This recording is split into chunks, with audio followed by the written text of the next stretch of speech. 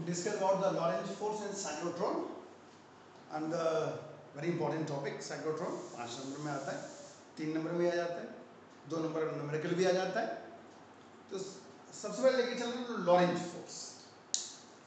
The total force experienced by the charged particle when it moves in a region where electric and matter field both present. Total force experienced by the charged particle when it moves in a electric as well as magnetic field.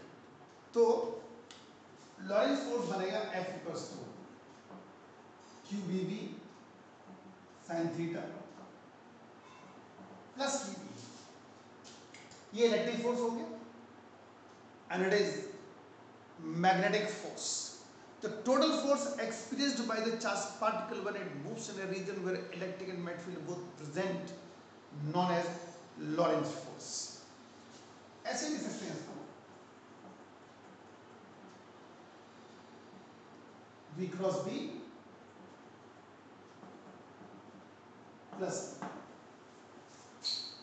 Is the Laurent force. और अब लेके चलें cyclotron,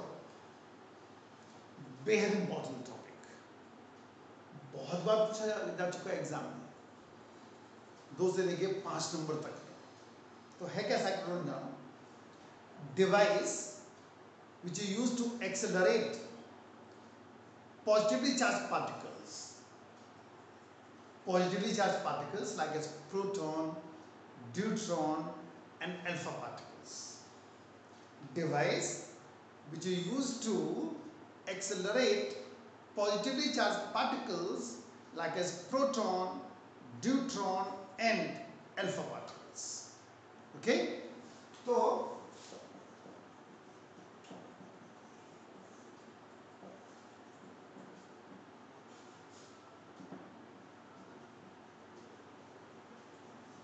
principal construction working लेके चल रहे हैं हम लोग ना।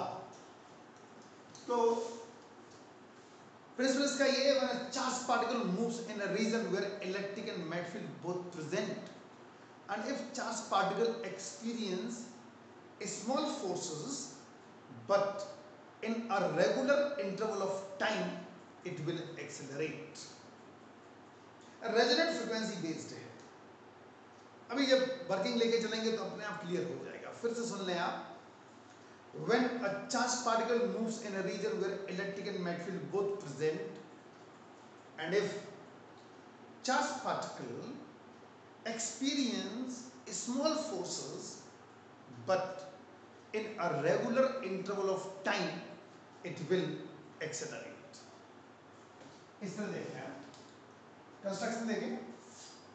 अब तो हम लोग यहाँ पर मैग्नेटिक फील्ड लेके चल रहे हैं और इट शुड बी परपेंडिकुलर, और ऐसा इसलिए परपेंडिकुलर मींस वेलोसिटी वेक्टर के परपेंडिकुलर,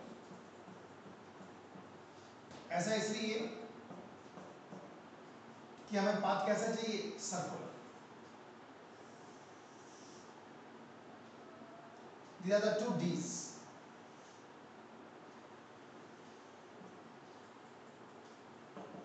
D1 and D2, ये 2 D's होंगी, D1 and D2।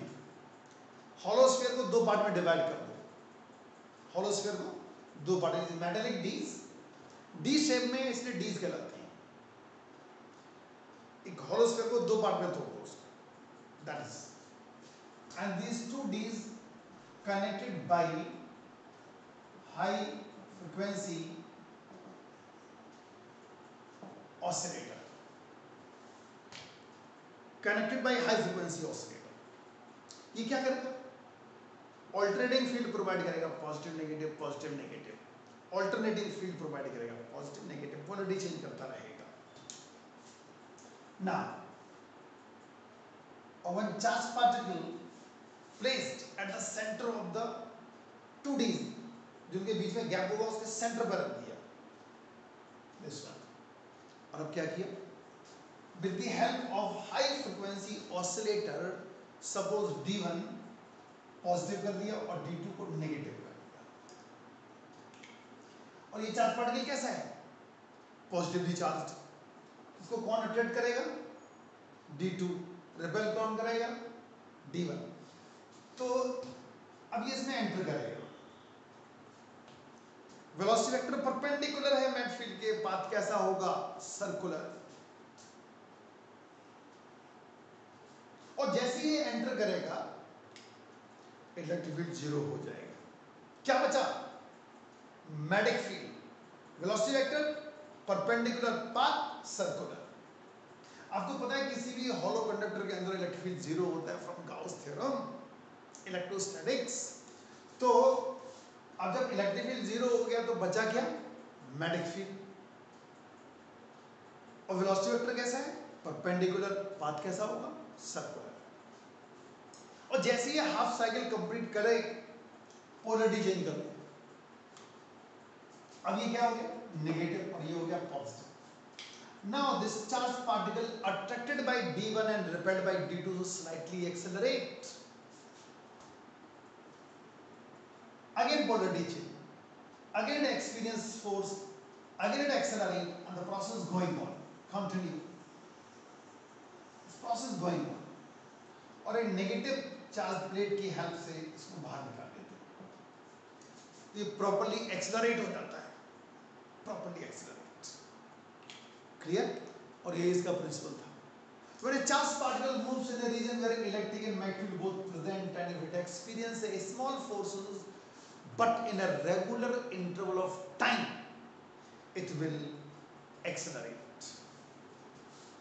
जैसे हाफ साइकिल कंप्लीट हुआ पोलरिटी चेंज, फिर पोलरिटी चेंज, फिर पोलरिटी चेंज, फिर पोलरिटी चेंज, और ये फिर फोर्सेस छोटे लग रहे हैं लेकिन एक निश्चित टाइम के बाद लग रहे हैं, इसलिए चार्ज पार्टिकल प्रॉपरली एक्सेलरेट हो जाएगा। ओके, नाउ तो थ्योरी लेके चलना है।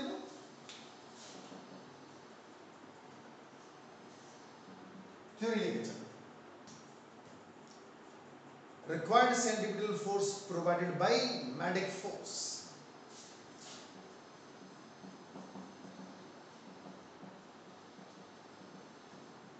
रेडियस आ गई mv अपॉन q। फ्रीक्वेंसी निकाल देते हैं। v by r equals to omega equals to 2 pi nu. तो qv by m और nu equals to qv by 2 pi m। Time period निकाल सकते हो 2 पाई अपॉन qv। एक चीज क्लियर हो गई, टाइम पीरियड या frequency does not depend the radius of the path. जितना टाइम इस पाथ पे लग रहा है उतना टाइम इस पाथ पे लग रहा है, और इसलिए इसे बोलते हैं रेजोनेंट फ्रीक्वेंसी। करते क्या है, फर्स्ट हाफ में जितना टाइम लगा वो उसने फीड कर दिया, पर टेंशन ही नहीं, अपने आप पोलरिटी चेंज होती रहेगी। That is not a resonant frequency. Clear? तो पोलरिटी अपने आप चेंज होती रहती है। It does not depend the radius. जो फर्स्ट हाफ में टाइम लगा वो लास्ट हाफ में भी लगेगा, वही फ्रीक्वेंसी रहेगी। नाउ एनर्जी निकाल सकते हैं, काइनेटिक एनर्जी निकाल सकते हैं।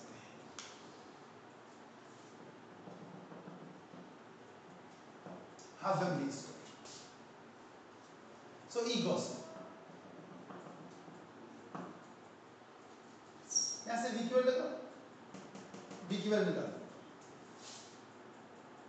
R Q B by M। और सॉल्व करो, E goes to 1 by 2 Q square B square R square by M। ये फॉर्मूला बन गया। क्लियर? लिमिटेशंस भी हैं इसकी। There are few limitations of this cyclotron.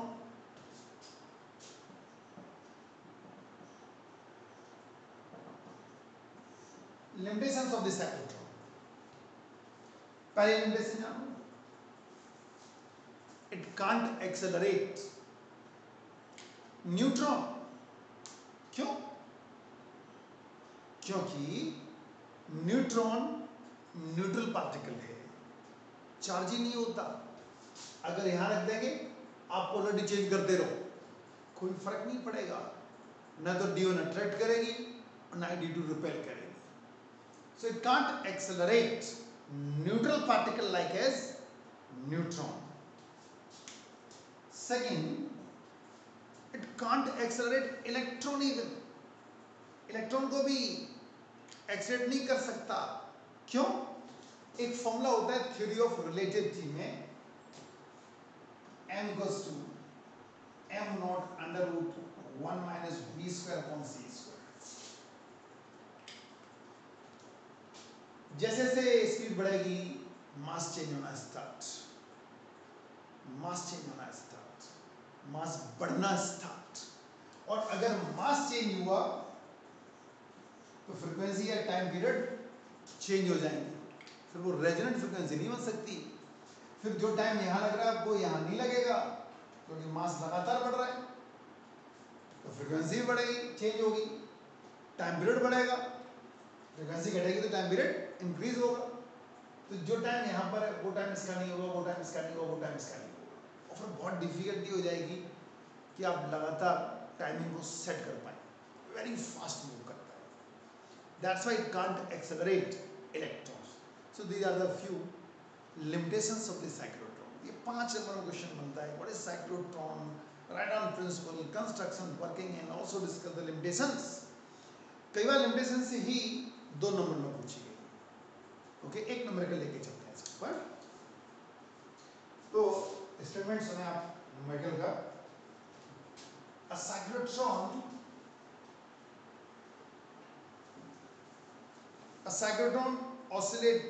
oscillator frequency is 15 megahertz. What should be the magnetic field for accelerating protons if the radius of its d is 60 centimeter? What is the kinetic energy of the proton being produced by the accelerator in megaelectron volt? तो क्या क्या दिया हुआ है? एक तो frequency दे रखी है, nu is given, that is 10 megahertz,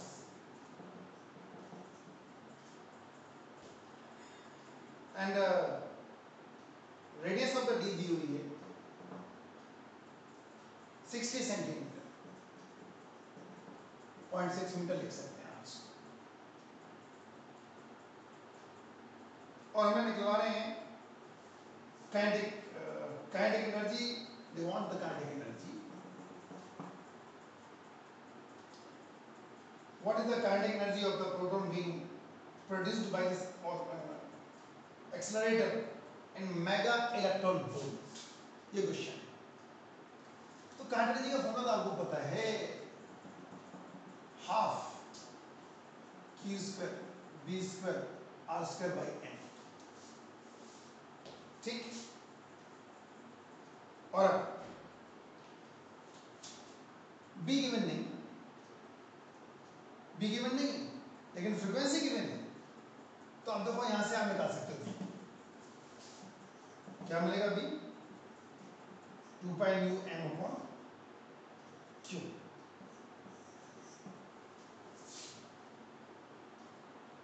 okay, अब ये वैल्यू यहां लगा, b की वैल्यू यहां लगा, तो फॉर्मूला मिल जाएगा equals half q square r square by m, और b की वैल्यू लगा दें, b स्क्वायर है तो 4 पाई square nu square n square q square. q square से q स्क्वायर कैंसिल हो गया, और अब फॉर्मूला मिला आपको 1/2 या 2 pi square nu square m r square. एक m से m कैंसिल हो गया, तो हाफ 4 था ये, तो 2 बचा, 2 pi square nu square m r square. अब देखो आपको सब कुछ पता है, frequency is given, radius is given और मास ऑफ द प्रोटॉन आपको पता है। ये वैल्यू पुट करेंगे तो आपको आंसर मिल जाएगा। क्लियर? तो सबसे पहले हमने मैक्सफील्ड निकाला है यहाँ से, इस फॉर्मूले से मैक्सफील्ड, और ये मैक्सफील्ड की वैल्यू यहाँ लगा दी, का एनर्जी का फॉर्मूला बन गया। आर दिया हुआ है, न्यू दिया हुआ है, मास ऑफ प्रोटॉन आपको पता है, ये वैल्यू पुट करेंगे तो आपको प्रॉपर आंसर मिल जाएगा। क्लियर?